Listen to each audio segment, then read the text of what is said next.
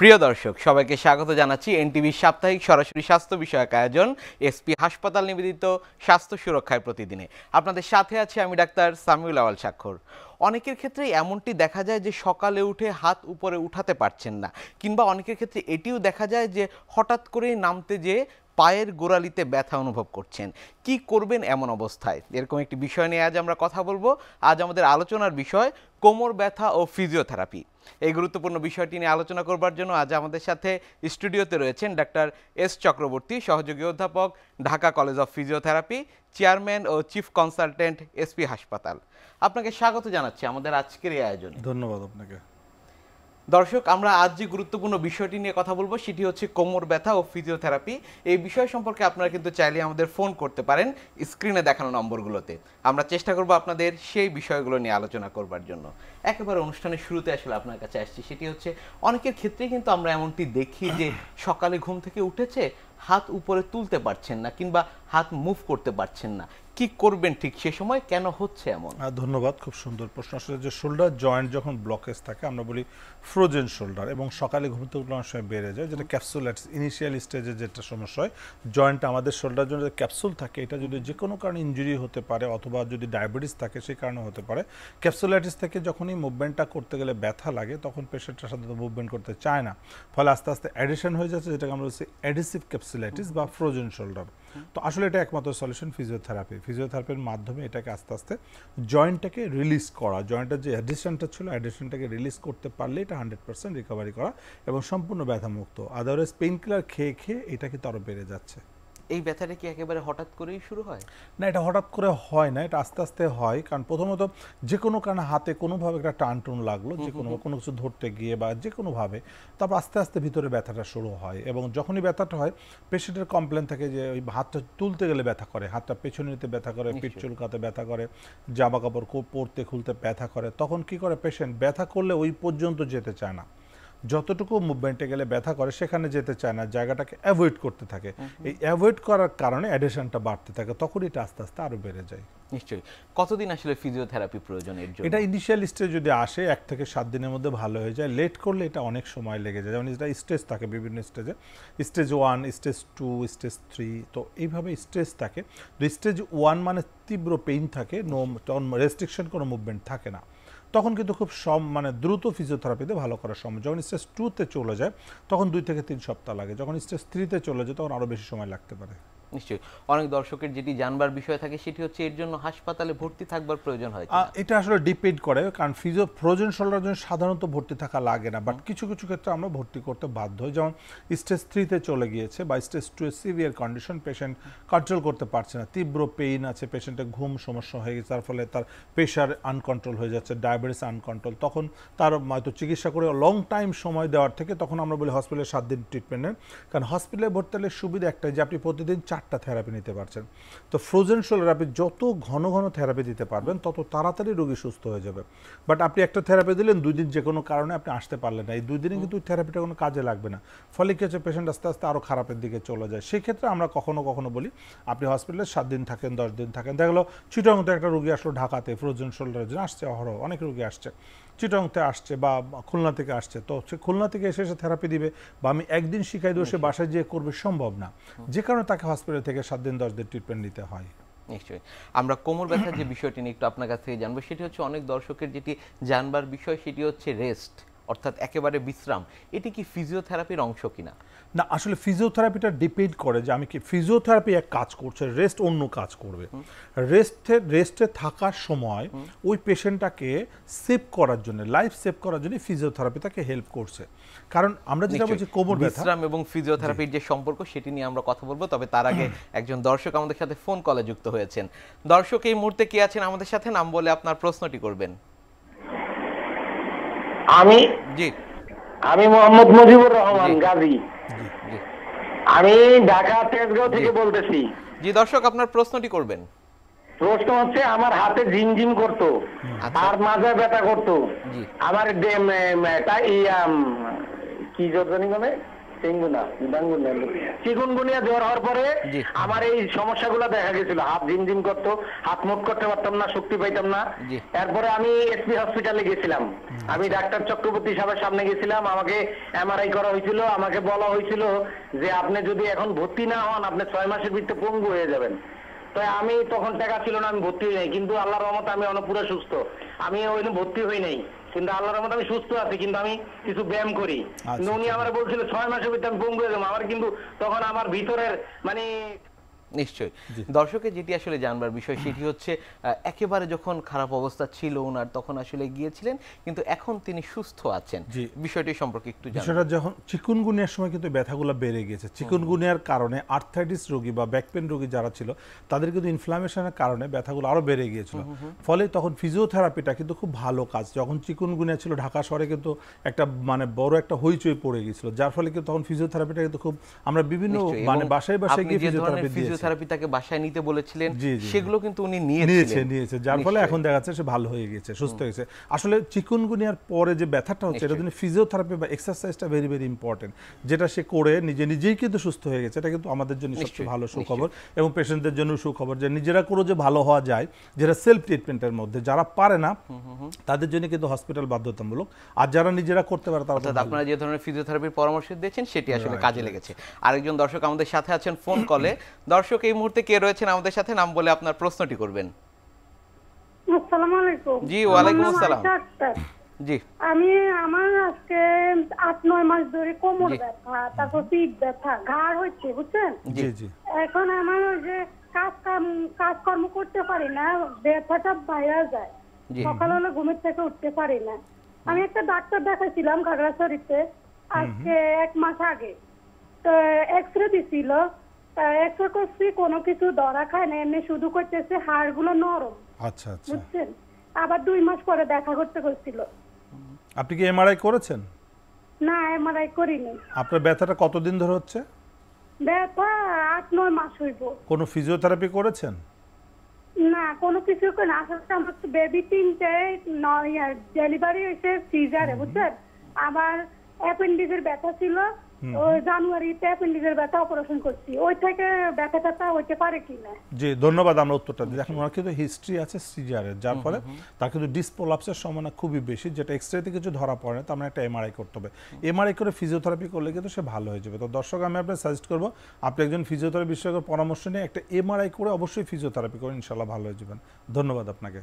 জি, অনেকের ক্ষেত্রে আমরা যেমনটি দেখি যে একেবারে সকালে ঘুম থেকে উঠেছে পায়ের পাতা ফেলার পরেই আসলে ব্যথা অনুভূত হচ্ছে, কি করবেন এমন অবস্থায় সেই বিষয়টি সম্পর্কে জানবো। তবে তার আগে আরেকজন দর্শক আমাদের সাথে ফোন কলে যুক্ত হয়েছেন। দর্শক এই মুহূর্তে কে আছেন আমাদের সাথে, নাম বলে আপনার প্রশ্নটি করবেন। দর্শক এই মুহূর্তে কে আছেন আমাদের সাথে? জি, আসসালামু আলাইকুম। আমি জি, ওয়ালাইকুম সিলেট আসসালাম। হবিগঞ্জ থেকে বলছি। আমার নাম জি। হচ্ছে মোহাম্মদ জীবন হাসান। জি জি, আমি আপনার সকালে ঘুম থেকে উঠলে জি। হাঁটুতে সমস্যা করে, এক জায়গায় বইলে হাঁটু নিয়ে উঠতে পারি না। কতদিন যাবত ব্যথাটা হচ্ছে? এই 15-20 দিন। 15 দিন। এর আগে ব্যথা ছিল? না না, এর আগে কোনো ব্যথা ছিল না। আপনার কি কোমরে কোনো ব্যথা হয়? না, কোমরে না, আমার হাঁটুতে। হাঁটুতে ব্যথা। আগে কখনো কোমরে ব্যথা ছিল? না না, আগে কোনো কোমরে ব্যথা ছিল না। আমার আপনার বয়স হচ্ছে কত? আপনার বয়স 20+। আচ্ছা 20+। জি ধন্যবাদ। জি ইয়াং বয়সে হাঁটু ব্যথা হচ্ছে, এটা আসলে মেজর কিছু না, বাট হয়তো বা তার বডি ইমব্যালেন্স, যেটা আমরা বলছি যে আসলে এখন দেখা যাচ্ছে ইয়াং বয়সে কিন্তু ইমব্যালেন্স মানে আনফিট, পায়ের শক্তি কমে যাচ্ছে, কারণ এটা ফিজিক্যাল এক্সারসাইজ করে না। সো ফিজিক্যাল এক্সারসাইজ করতে আমরা হবে। অনেক পেশেন্ট পাচ্ছি এমন। জি জি জি ফিজিক্যাল এক্সারসাইজ না করার কারণে, মাসেল উইকনেস হওয়ার কারণে, হাঁটা চলা দৌড়াদৌড়ি করলে আমাদের হাঁটুর মধ্যে কার্টিলেজ ইনজুরি হচ্ছে, যেটা সকালে ঘুমতে উঠলে ওখানে ইনফ্লামেশন হয়ে থাকে এবং ব্যথাটা বেশি। একটু হাঁটা চলা করলে আবার ঠিক হয়ে যাচ্ছে। তো এটা আসলে ফিজিওথেরাপি করে কারেকশন করতে হবে। তো দর্শক আমি আপনাকে সাজেস্ট করবো আপনি একজন ফিজিওথেরাপি বিশেষজ্ঞের পরামর্শ নিয়ে একটু ফিজিওথেরাপি করবেন, শিখে নেবেন, ইনশাল্লাহ ভালো হয়ে যাবেন। ধন্যবাদ আপনাকে। আরেকজন দর্শক আমাদের সাথে ফোন কলে রয়েছেন এই মুহূর্তে। দর্শক কে রয়েছেন আমাদের সাথে, নাম বলে আপনার প্রশ্নটি করবেন। জি, আমার নাম অ্যাডভোকেট শাহিন, আমি গাইবান্ধা থেকে বলছি। জি জি জি, দর্শক আপনার প্রশ্নটি করুন। আমার ওই হাতে জয়েন্টে ব্যথা করে জি এবং ইদানিং একটু কোমরেও ব্যথা করে। জি তো আমি 3-4 বছর হয় এরকম সমস্যা। আমি ইতিপূর্বে ওই একজন নিউরো মেডিসিন কে দেখাছিলাম, উনি একটা এমআরআই করতে বলছিল। আচ্ছা আচ্ছা। তো এমআরআই করার পরে দেখা গেল যে আমার ওই ঘাড়ের ডান পাশের একটা ভেইন একটু বাঁকা হয়ে গেছে। আচ্ছা, তো যে কারণে নাকি ওই রক্ত চলাচলের সমস্যার কারণে এই ব্যথাগুলো হয়। আচ্ছা, তো উনি আমাকে তাৎক্ষণিক কিছু ব্যথার ওষুধ দিয়েছিল, আর হালকা ব্যথার ওষুধ দিয়েছিল, আর কিছু মানে ভিটামিন জাতীয় জাতীয় কিছু ওষুধ দিয়েছিল।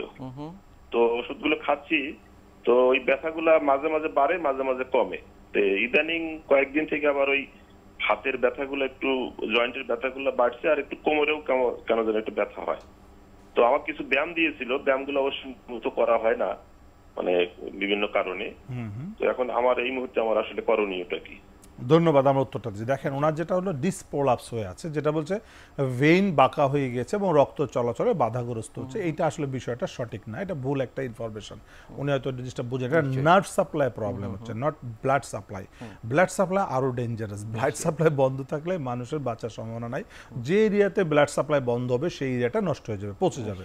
আর নার্ভ সাপ্লাই হচ্ছে অবশ করে দেয় বা ব্যথা করে, ঝিঝি করে। ওনার যেটা হচ্ছে নার্ভের উপর চাপ আছে, ডিসপ্রোলাপস হয়ে, যেটা এমআরআইতে ধরা পড়েছে।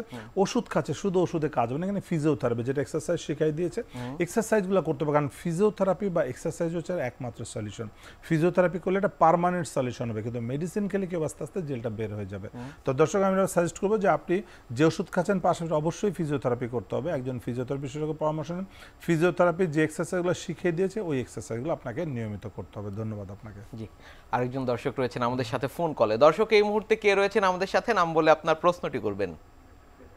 আচ্ছা, আমি আমিনুল ইসলাম। জি জি দর্শক, আপনার প্রশ্নটি করুন আমাদের। জি, আমি আমিনুল ইসলাম। জি যে সমস্যা বলুন, শুনতে পাচ্ছি আমরা। আচ্ছা, আমার হলো হাঁটুতে ব্যথা। প্রথম হলো ডাইন হাঁটু, তারপরে ওই যে এখন বাম হাঁটুতে আবার ব্যথা। তো এখন আমি কি করতে পারি? কোমরে কোনো ব্যথা আছে আপনার? না, এখন কোমরে ব্যথা নাই, কিছুদিন আগে কোমরে ব্যথা ছিল। আচ্ছা, আপনি কোনো ডাক্তার দেখিয়েছেন? আমি ডাক্তার দেখেছিলাম ডাইন হাঁটুর জন্য। কি বলেছে, কেন ব্যথা হচ্ছে বলেছে কিছু? তো উনি আমার ওই সাজেস্ট করলো যে একটা ইনজেকশন দিচ্ছে এবং কিছু পানি বের করছে। আচ্ছা আচ্ছা, ইনজেকশন দেওয়ার পরে এখন কি অবস্থা ব্যথা? তো এখন ডাইন পাউটা একটু ভালো, কিন্তু বাম পাউটা আবার একটু ব্যথা করে।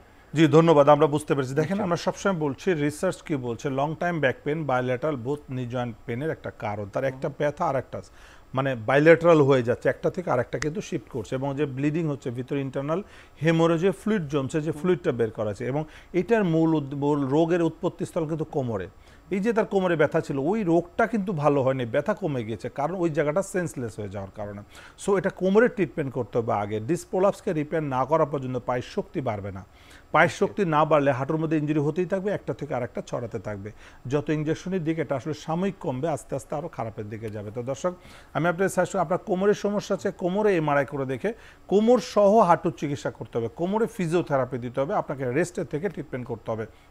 তাহলে হাঁটুর মধ্যে যে পানি এসেছে এটা শুকায় যাবে, আর পানিটা আর আসবে না। তো অবশ্যই একজন ফিজিওথেরাপি হসপিটালে ভর্তি থেকে একজন ফিজিওথেরাপি বিশেষজ্ঞের পরামর্শ নিয়ে আপনাকে রিহ্যাবিলিটেশন করতে হবে, তাহলে ইনশাল্লাহ আপনি সম্পূর্ণ সুস্থ হয়ে যাবেন। ধন্যবাদ আপনাকে।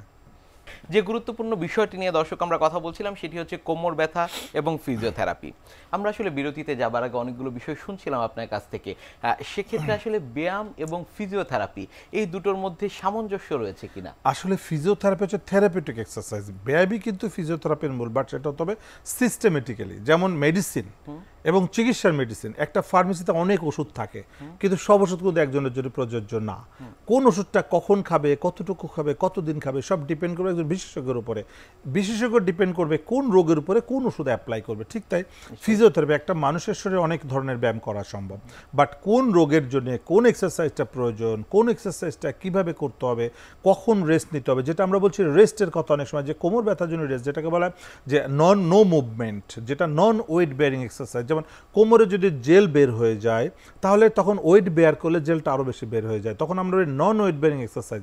তার মানে এক্সারসাইজ কিন্তু করছেন, বাট ওয়েট বেয়ার করে এক্সারসাইজ করা যাবে না। বিশ্রামও কোন কোন ক্ষেত্রে জরুরি সেটি নিয়ে আমরা জানবো, তবে তার আগে একজন দর্শক আমাদের সাথে ফোন কলে যুক্ত হয়েছেন।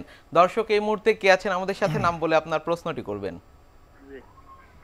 দর্শক, এই মুহূর্তে কে আছেন আমাদের সাথে? দর্শক, আমাদের সাথে কে রয়েছেন ফোন কলে? জি, ওয়ালাইকুম আসসালাম। দর্শক, আমরা আপনাকে শুনতে পাচ্ছি, আপনার প্রশ্নটি করবেন। জি, আমরা শুনতে পাচ্ছি। আসসালামু আলাইকুম। জি, ওয়ালাইকুম আসসালাম। দর্শক আপনার প্রশ্নটি করুন। আমার প্রশ্ন হচ্ছে বুঝির ব্যথা হয়েছেন জি বুঝলেন, জি। অনেক দেয়া জি হাঁটতে তো কষ্ট হবে চলে।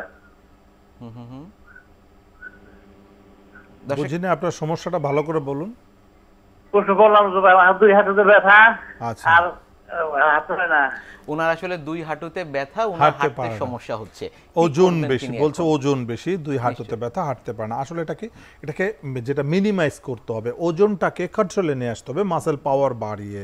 তার মানে এখানে ফিজিওথেরাপি লাগবে, এটা এক্সারসাইজের মাধ্যমে মাসেল পাওয়ার বাড়াতে হবে। কিন্তু তার আগে দেখে নিতে হবে যে পায়ের শক্তি কেন কমে যাচ্ছে। নিশ্চয়ই। পায়ের শক্তি এমনি কমে না, এটা কোমরে যদি ইনজুরি থাকে সেই ইনজুরির কারণে পায়ের শক্তিটা কমে যেতে পারে। সো কোমরে কোনো টিউমার করবেন থাকতে পারে, দর্শক এখন? যে ফিজিওথেরাপি করতে হবে। তো দর্শক, আমি আপনাকে সাজেস্ট করবো আপনি অবশ্যই একজন ফিজিওথেরাপি বিশেষজ্ঞের পরামর্শ নিয়ে ফিজিওথেরাপি করেন।